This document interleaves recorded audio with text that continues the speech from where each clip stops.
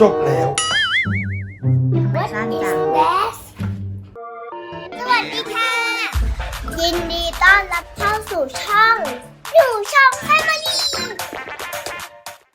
สวัสดีครับเด็กๆทุกคนนะครับหนังสือเล่มนี้นะครับชื่อว่าหมาป่าในหนังแกะนะครับ เดี๋ยวป๊าจะมาเล่านิทานให้เด็กๆทุกคนฟังนะครับการละครั้งหนึ่งนานมาแล้วหมาป่าตัวหนึ่งเฝ้าวนเวียนอยู่ใกล้ๆทุ่งหญ้าเลี้ยงแกะรอคอยโอกาสล่าและจะกินลูกแกะหลายวันผ่านไปเจ้าหมาป่าได้แต่ลัดเลาะดูแกะฝูงเดิมอยู่ห่างๆเพราะคนเลี้ยงแกะ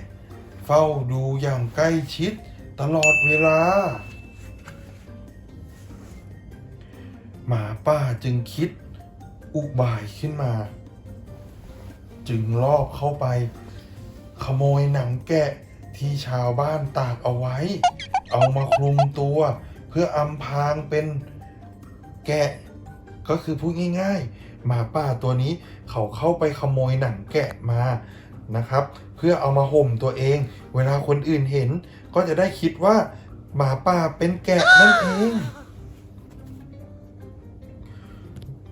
หมาป่าในหนังแกะเดินปะปนแฝงตัวเข้าไปอยู่ในฝูงแกะได้สำเร็จมันสะแยะยิ้มดีใจยะรอให้ค่ำเสียก่อนเถอะข้าจะขย้ำกินให้อิ่มแปร่เลยยะจะกินไม่หมดระวังด้วยนะว่ากินไม่หมดขันตกเย็นหมาป่าก็ถูกต้อนเข้าไปในคอกเลี้ยงแกะด้วยความบังเอิญเหลือเกินที่คืนนั้นคนเลี้ยงแกะต้องการจับแกะมาทำอาหาร Oh no เมื่อคนเลี้ยงแกะเข้าไปในคอกพวกแกะก็พากันวิ่งหนีวุ่นวายมีแต่เจ้าแกะปลอมที่ยืนนิ่งงุนงงไม่รู้อิโหนอิเหน่ในที่สุดแกะโชคร้ายที่ถูกคนเลี้ยงแกะจับได้ก็คือหมาป่าในหนังแกะนั่นเองจบแล้วทำไมสั้นจัง What is that ไม่จบไวจังนิทานเรื่องนี้สอนให้รู้ว่าคนชั่วร้ายมักได้ผลของความชั่วร้ายของตน ยกตัวอย่างเช่นถ้าชมพูไปขโมยของที่7-Eleven ชมพูทำความผิดชมพูก็จะถูกตำรวจจับนี่คือคนไม่ดีก็จะได้ผลของความชั่วร้ายงั้นยกตัวอย่างให้อีกอันนึงยกตัวอย่างเช่นชมพูดื้อกับหมา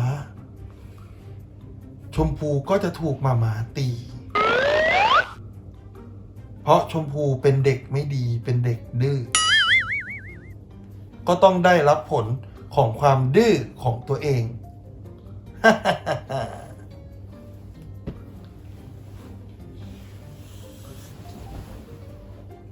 จะสู้ฉันเหรอ